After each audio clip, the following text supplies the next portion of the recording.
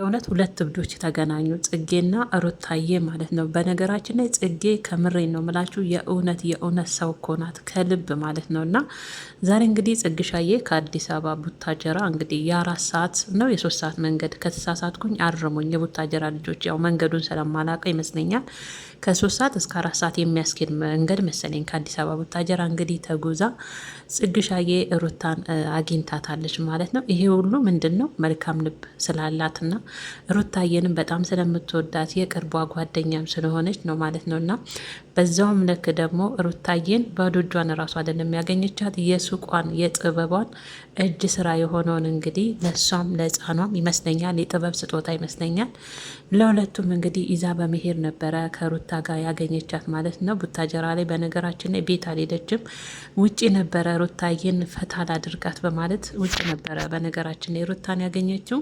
ሁለቱም እንዴት ደስ እንደሚሉ ቤተሰቦች አትጠይቁኝ፣ እግዚአብሔርን ነው የምላችሁ። በቃ ኒንጃ ሁለቱ አንድ አይነት እብዶች ሩታና ጽጌ ማለት ነው። እና ጽጌ የእውነት ከምር ነው የምላችሁ፣ እኔ በጣም ነው መወዳት፣ በጣም የእውነት ከልብ ሰው ናትና ሩታዬን ዘና ስታደርጋት ነበረ ያለፈችበት የአራስነት ጊዜዋ። በዚህ አጋጣሚ ሩታዬ ታይ ላልወለዱትም አታስፈራሪያቸው። በእርግጥ ወልዶ መውለድ ማለት ሞቶ መነሳት ነው፣ እውነት ለመናገር ነው የምላችሁ ቤተሰቦች። እና ግን ምጡን እርሺ ልጁን አንሹ ይባላል እናቶቻችን ሲተሩርቱና ሩታ እንግዲህ በምጧ ጊዜ የነበረው ነገር በጣም እንደሚያስፈራ ሞቶ እንደመነሳት አይነት ነገር ምነው ባላረገዝኩ የምትሉት ሰዓት ያ ሰዓት ነበር። ግን ትረሱታላችሁ ስትል ስለሰማት ነው።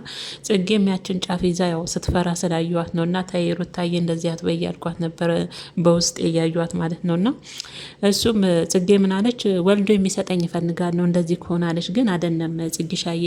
በእርግጥ ወልዶ መነሳት ያው ሞቶ እንደመነሳት ነው እውነት ለመናገር እና መውለድ ቀላል አይደለም። ግን ቢሆንም ያው ቀደም እንዳልኩት እናቶቻችን ሲተርቱ ምጡን እርሺው ልጁን አንሺ ይባላል እና ሁሉም ነገር ያልፋል። እናትነት በእርግጥ ከባድ ነው። ግን ቢሆንም ምጥን ፈርቶ አለመውለድ አይቻልም መቼም ማለት እንደ ቤተሰቦች። ሩታ ራሱ ትደግማለች ከትንሽ ጊዜ በኋላ ልጇ ከፍ ሲልላት ማለት ነው። እና ማንም ሰው በምጥ ሰዓት ሳይታመም ሳይሰቃይ ሳይቸገር ቀርቶ አይደለም ደጋግሞ የሚወልደው። ግን ልጅ ደስ የሚል የእግዚአብሔር ስጦታ ነው እና ሩታዬም ያው በልጅ ባርኳታን እግዚአብሔር። እና ጽግሻዬ እንግዲህ ይሄንን ካለቻት በኋላ ስለምጡ ስለ ልጅነት እኔ ሙለጁ ልጅ ያሰኘኝ ሩታዬ ምን ብለሻል ያለቻት፣ ተዝረጥርጠሻል ያለቻት። አዎ ሩታ ከበፊቷ በእርግዝና ወቅት በነገራችን ላይ ሩታ አልተስማማትም ማለት በጣም ከስታለች እና በዛን ሰዓት ምግብን ብዙ እንደማትጠቀምና የጨጓራ መድኃኒት የምግብ መድኃኒት እንደምትወስድ ነው ስትናገር የሰማዋት። አሁን ላይ ግን ያው ወፍራለች ሩታ እንዳያችኋት ከሆነ ያውም ታዲያ በእናት እጅ ታርሳ አላትወፍር ነው እንዴ?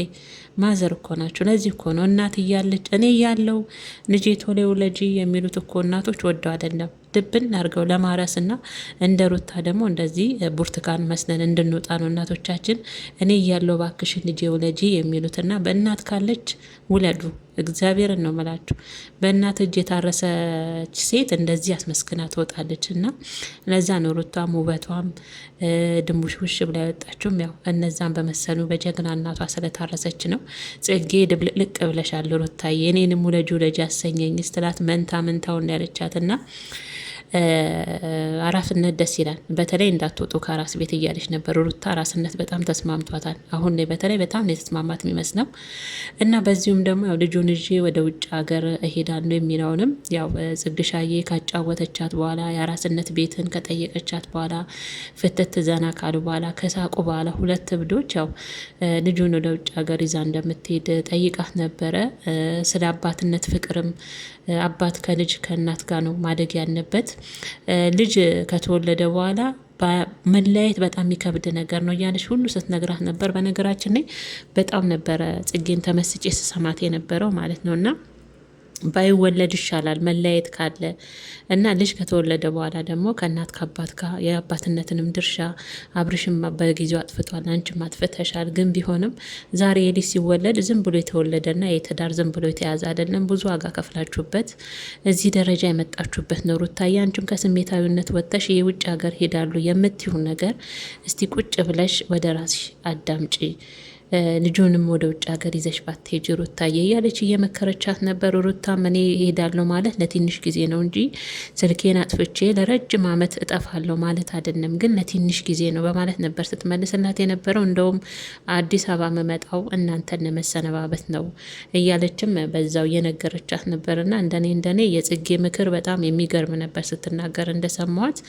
በቃ የሆነ ትክክል ናት። ልጅ ከተወለደ በኋላ እውነት ከባድ ነው ይሄ ልጅ። እኔ ብያለሁ ወደዚህ ምድር እስከመጣ ድረስ የእናትም የአባትን ፍቅር እያገኘ ማደግ አለበት ብዬ ነው ማስበው። አባቱ ምንም ባይጠቅምም ልጅ ግን መጠየቁ አይቀርም። ቤተሰቦቼ አንድ ልጅ ተወልዶ ካደገ በኋላ አባቴ እናቴ ብሎ መጠየቁ አይቀርም የፈለገ ነገር ቢሆን። ስለዛ ልጁን አባቱ በሚያገኝበት ቀረብ ባለ ሁኔታ ሩታዬና አብርሽ አንድ ላይ ባይሆኑ እንደዛ ሆኖ ነው የልጅ ማደግ ያለበት ብዬ ነው እኔም እንዳሳብ የምናገረውና ሩታ መቼም ያው ወደ ውጭ ሀገር የሚሄደው አሁን ፕሮሰሱን ጨርሻለሁ፣ ለትንሽ ጊዜ ነው፣ በዛው ጠፋለሁ ማለት አይደለም። ከዛ በኋላ እናያለን የአባትነት ፍቅሩን እንዴት እንደሚያሳድግም እያለች እንግዲህ ስለ አብርሽም ሲያወሩ ነበረ ማለት ነው። ከምንም በላይ ግን የሁለቱን መገናኘት ቅመሞች ከላይ እስከታች ሩታን አይተን ነው